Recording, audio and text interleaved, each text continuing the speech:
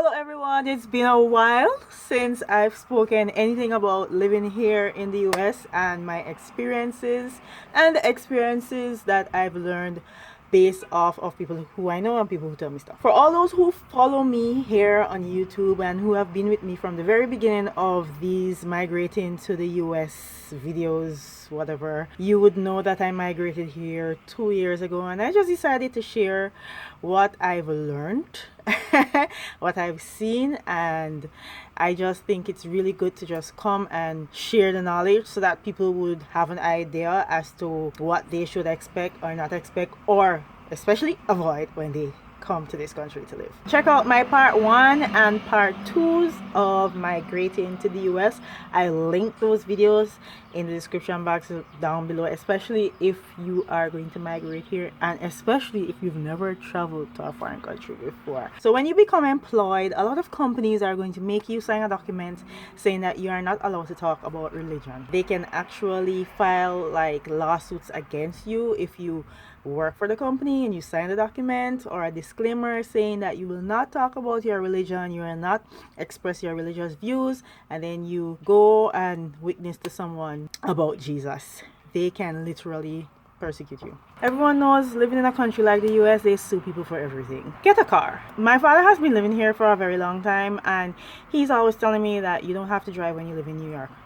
Wrong. He works in Manhattan. When you work in Manhattan, of course, you don't have to drive a car to Manhattan because of the congestion. There's like 3 reasons why you should get a car if you're living in the US, especially if you're living outside of New York. Firstly, it's convenient. Sometimes you just don't want to take the bus or the train because it takes more than twice or thrice or 4 times as long as to get to your destination. Sometimes, especially if you're taking the bus out of New York, some places buses only come like every hour or every 2 hours. Now imagine a place that you'd have to get to is just like a 5 or a 10-minute drive. Having to wait on the bus takes like an hour, which just makes 0 sense to me. I just don't get it. So there's a convenience with time. Secondly, no one really told me, or people don't really express to people that in the US, so it's not tropical, like Florida is a tropical place or Texas or whatever. Outside of those states, the majority of the states experience winter, fall and spring. And to me, fall and spring are just as cold as winter because sometimes, especially in the spring, when spring is finishing up, it snows more than how it would snow in the winter. To me, it's crazy, but it's what I've seen and experienced. And imagine having to stand and wait on the bus or the train, especially the bus, when it's frigidly cold or when it's raining. And when it's raining here, the winds are just high and you're freezing and it's so messy and it's not nice. It's not a nice experience. Thirdly, in some situations, it's cheaper to have a car, especially if your car is not high maintenance, if you don't have to do a lot of maintenance to your car. All you do is pay your insurance, or you just buy gas and you just do the basic maintenance on your car. It's cheaper because when you have to take a Lyft or an Uber, and you do it very often, those ride shares or those ride companies taking them very often can really rack the bill up. Example, let's say you have to go somewhere that costs $20 one way. Sometimes you can fill your tank with gas for, let's say, $40 for an entire week, and a tank of gas can take you where you need to go for an entire week, and you would even have gas left over. Now when you do these ride shares, sometimes it costs you $20 just to go up the road, and you may have to go several places several times in 1 week, and that can cost you a couple hundred US for the month. So you might as well just get a car. Overdrafting your account. Listen, the financial institutions, credit card companies, finance is a booming industry in this country. When your account overdrafts, the banks make $35 each time your bank account overdraft. Now, if you don't know what an overdraft is, it's basically when your account is empty and you have a payment that is scheduled to come out of your account. The bank allows you to minus your account. They allow you to make that payment, or allow that institution to take the money from your account, put a minus in your account, and then they charge you an overdraft fee. $35 is pretty expensive to pay on top of a bill that you are already paying. And then to make matters worse, every time it happens they charge you $35. So example, if you buy something on, let's say you have to pay your insurance, and maybe sometimes your bank account doesn't always update the way it should, and let's say you go on Amazon and you buy something and then your account updates the next day. That's 2 overdrafts, so that's 2 times $35, $70. That's $70 just for 2 overdrafts. So beware of overdrafts. Always try at least ensure that your account has at least $100 in there so that you could avoid overdrafts. And it doesn't make sense when you make your account overdraft, because all that money could have been, you could do something else with that money. Get a job. I hear people complain a lot about not being able to find jobs in the US. There are jobs everywhere for everyone. There's no excuse as into why someone cannot have a job. If you make an excuse as to why you don't have a job, it's because you have whatever reasons as to why you choose not to work. That's your choice. ZipRecruiter is an excellent app in helping you to find a job. It's like it allows you to upload your resume, and you can fill out like a profile thing, like about the information that you already have on your resume. You can post a picture, and then a lot of these companies use ZipRecruiter, and they make the application process so easy. It takes like a second. Literally, you see a job, you click apply. You can just sit down and you can apply to like 200 jobs within a day, depending on the amount of time that you have. You search, you like a job, you click apply. Sometimes they ask you like 3 questions, like, are you legal to work in the US? Do you have a license, driver's license? Things like that they will ask you.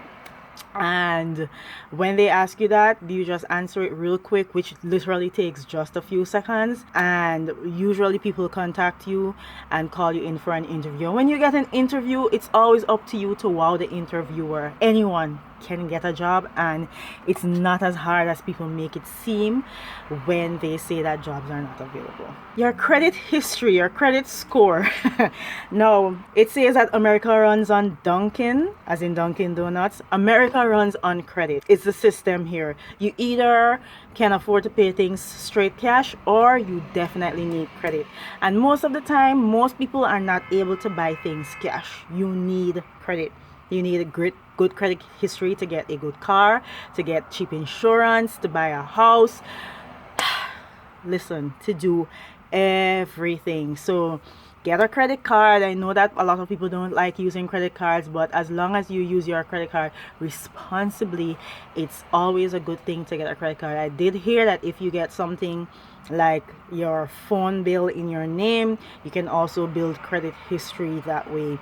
Wherever you go, your credit history, even in New York, renting a place, you need a good credit history. And if you don't have good credit, you literally will have to depend on others to help you, or you're just like literally screwed. So the best way to avoid there are a lot of crazy people, especially in New York. People are just crazy. They're either on drugs, having mental issues, or just straight up crazy. Do not look. And you go to Manhattan and you'll see people walking, like especially white people, they're walking, they don't even look at you. Like, they know how to avoid drama.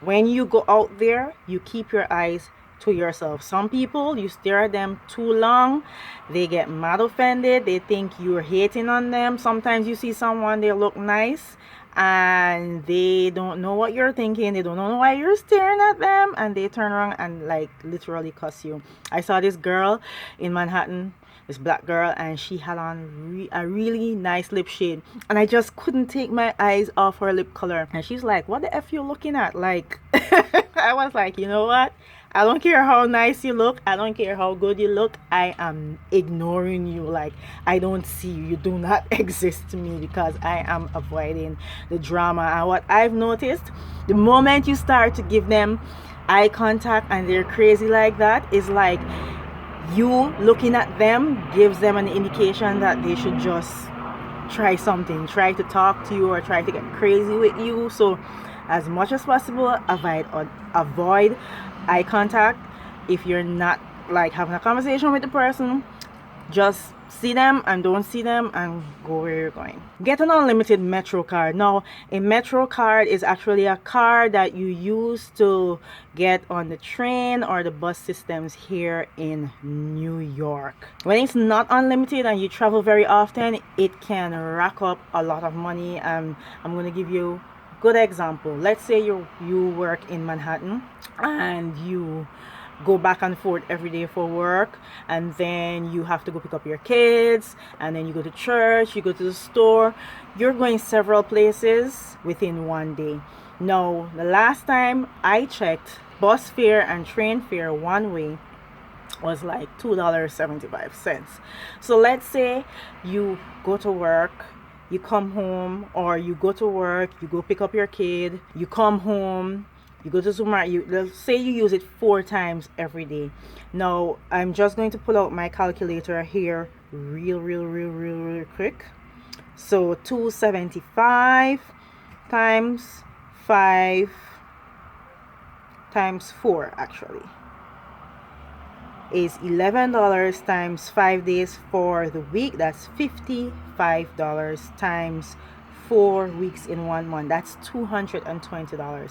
An unlimited Metro card for the month is roughly like $120 something, $30 something. You literally save half, like 50% off.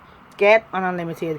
There's the 1 month or there's the 1 week if you can't afford to get the 1 month. Moving to the US, get your driver's license ASAP. Right now, don't hesitate, don't delay, don't make excuses. Get it. Just do it. Like Nike, just do it. Like, if you come here and you are a new driver and you want to get insurance under your name, I kid you not, insurance can go as high as $1,400, and that is in US for the month. US, as high as that. These insurance companies do not play in this country.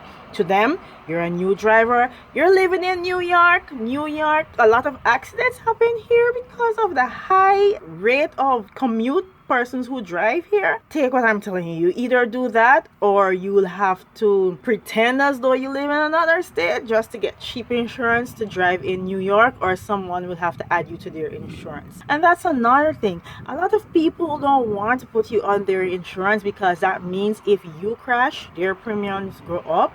Get your license. Come here, don't make any excuses. If someone can teach you to drive, if you have to save the money, make some form of sacrifice to get your license, you need to get your license ASAP because your insurance will kill you. The younger your license is, the higher your premiums will be. If you're a Jamaican, you're watching this is for the hot girls or the dainty girl them. If you're a Guyanese, this is for the sweet girls and the sweet boys. When you see a bus or a train, run like your life depends on it, because you miss that bus, it's like lotto. You miss your chance. Literally, you can miss your interview, you miss your appointment, you get to work late, you get a whole lot. It's like a domino effect. You miss a bus, everything, your entire day can go wrong. And because everything runs on schedule here, it's like, oh my gosh, you have to get the 5 o'clock bus, you have to get the 6 o'clock train.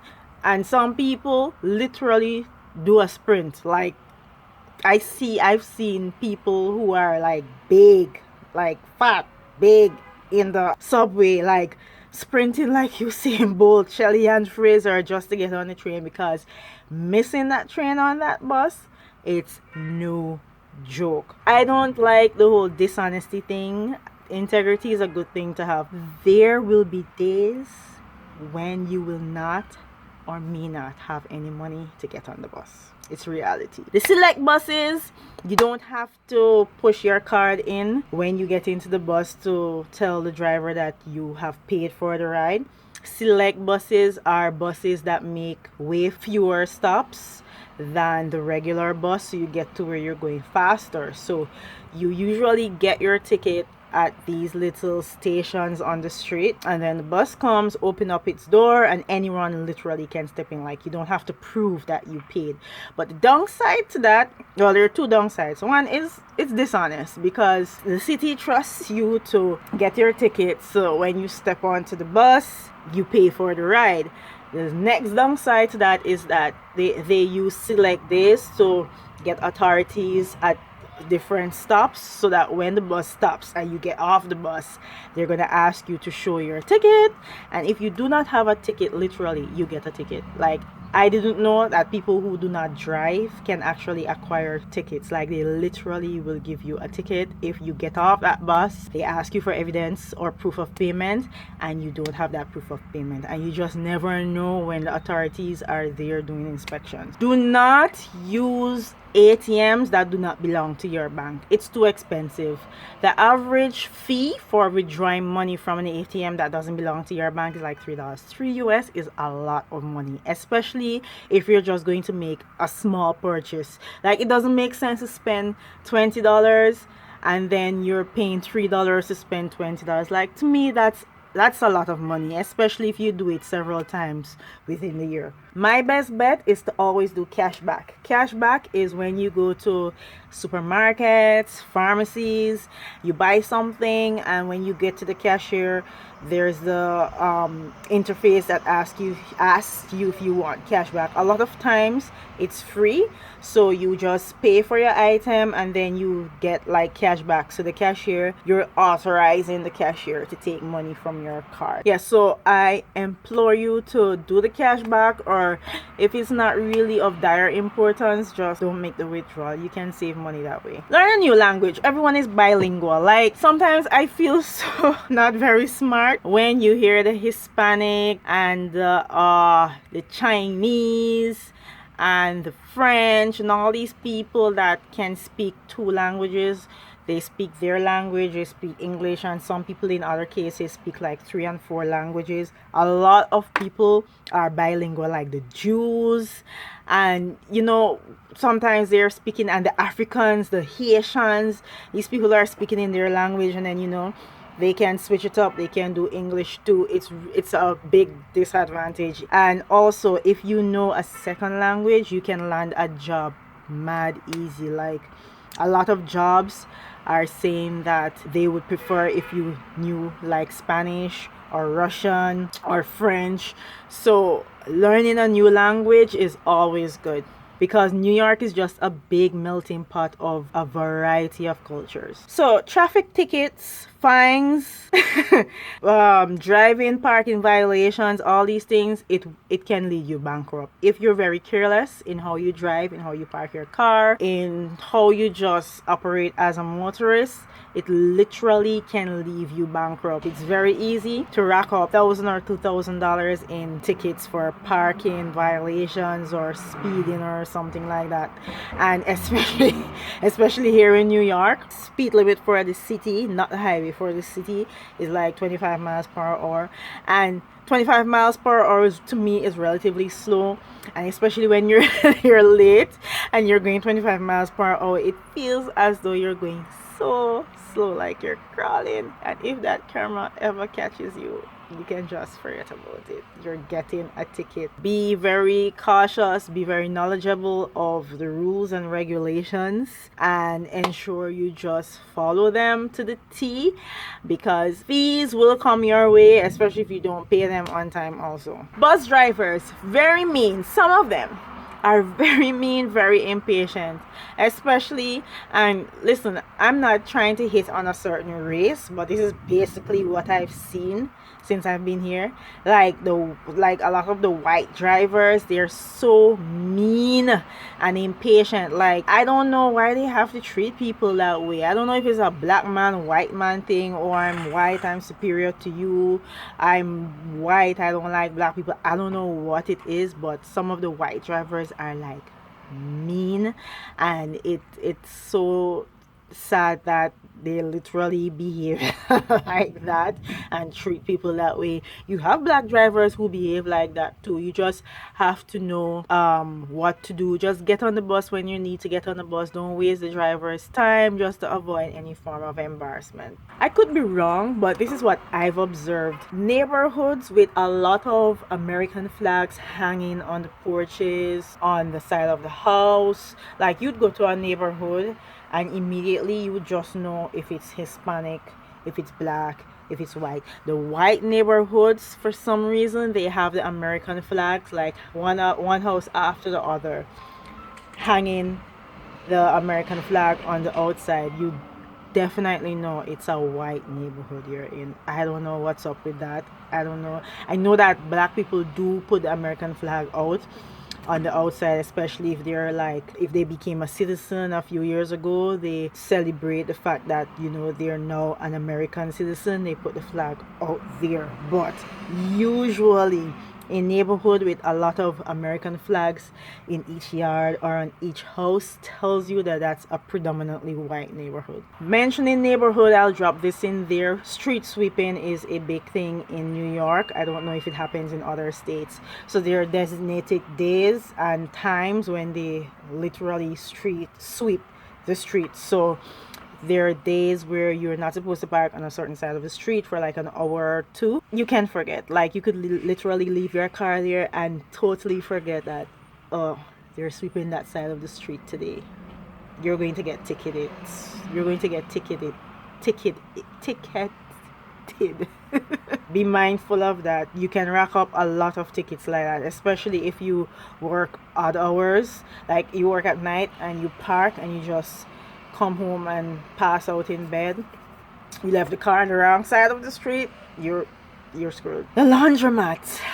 What to say about the laundromat? Because it's New York, a lot of houses and apartments do not have the space to accommodate a laundry room. So you have to go to the laundromat. I still can't get accustomed to going to the laundromat to wash my clothes. It's so nice to wash your clothes in your own space instead of having to go into other people's space in public. But I expect to wash your clothes at the laundromat because that's just the system here.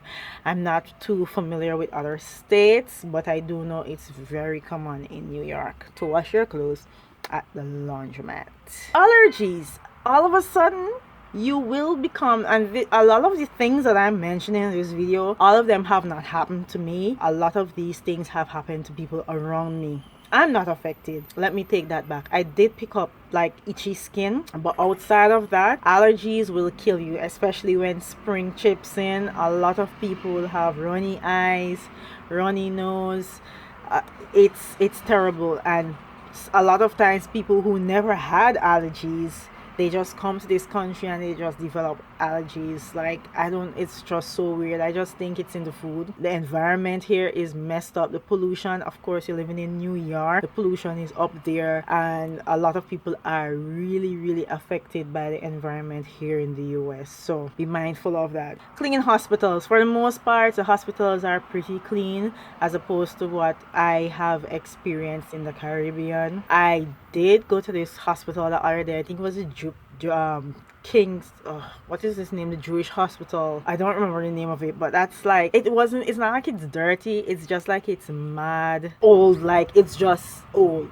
But outside of that hospital, all the other hospitals that I've been to are pretty clean for the most part. The canteen at the Downstate Hospital is really nice. It's like you feel like you're in this nice restaurant, and they have a large variety of foods. Vegan, they have meat food, they have meatless, they have pizzas, these fancy wraps, all these salads, fruit salads. It's just a good balance for a hospital canteen, and I've never been in such a hospital canteen with such a large variety of food before. Now, this is a big one. People always want money from you. When you move to the US, you will get requests for money remittance like crazy, especially if you know a lot of people. It's like every other day someone's gonna be hitting you up on Messenger. They need to borrow some money, they're in a tight spot, they want a raise, they want a shoe, they want a house, they want land, they want everything. Why? Because you're living in the US, right? You're making mad money, you're rich now.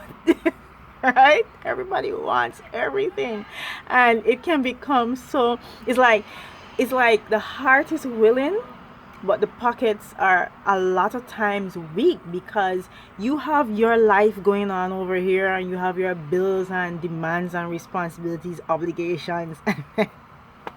There are people who are literally asking you like every other day for money for something. It's crazy. And that's why some people just come up here and they just disconnect, like they cut people off, they change their numbers, they don't communicate with. Some people go as far as to not post on social media, they just stay low, because you don't want to be bombarded by money requests, materialistic requests. People want this, people want that, people just want, it's like wah wah wah wah, like it's crazy. And prior to coming up here, I used to do the same thing. You call your relative, your cousins, your sisters, you want money. And now when you're here and people are doing the same thing to you, you get to experience what they were experiencing when you were asking them for money. And it's like, people work so hard in this country. Please, before you ask someone in a foreign country for money, think more than twice. Think like 10 times before you do it, because people work too hard to have to give you their hard-earned money so that you could just do whatever. I know that some people genuinely need help and have needs, but sometimes people want to like go and shop, or go to a party, or go travel or something, and you have to accommodate their lifestyle because they think that you're up here living your best life. People don't want to touch you on the bus or train. That thing always, like, I don't get it. You're taking the bus, you're taking the train, and it's crammed like sardine, and you don't want people to touch you? Like, what's up with that? Okay, so what you're qualified for in one state doesn't necessarily mean that you have that exact qualification in another state. Every state in this country is a country unto itself. Every state has its own laws and rules. A lot of times people come here to New York and they don't know that they can do something in New York, or they're not supposed to do something, because they're just not familiar with the laws and regulations, especially when it comes to education, especially when it comes to medicine and those type of practices. Like, you can't practice one thing medically in New York and say you're going to go to Florida and do the same thing. You have to get certification, you have to take a test, you have to do this, and you have to do that. So always getting like an international certification always does the trick. This personally annoys me. When you come up here, people are going to ask you all the time if you haven't gotten a job as yet. Like, I understand that some people are concerned genuinely. They have your best interest at heart, but some people are just annoying. They have no good intentions as to why they need to ask you if you're working, yes or no. Some people just want to know if you're working. And if you're not working, they can go and tell other people that you're a croff. Like, legit. Like, you're up here minding your own business. Who the hell cares whether or not someone is working? It's not your business. You don't have to pay their bills. Just relax. Let the person be. So the LGBTQ, AAIPP, whatever that long acronym is for the gay community, is becoming real popular in this country, not to call people by their gender, or by a gender that you see them as. Like, a lot of schools and companies, like my girlfriend was doing her master's recently. She graduated a Congrats to her. And she's telling me that one of her classmates are like saying that she doesn't identify as male or female. Please don't call her her. Please call her, you have to call her like they, it, them. Like, it gets crazy. It get like someone can literally take you to court for calling them what they do not wish to be called. I think the name for that group is actually binary, which means zero. They have like zero, like they have no, like they have no value in terms of sex. You're just a human. So okay, share your experience with me if you're living here in the US down in the comment section down below. That's all for now, and I'll see you in the next one. Bye.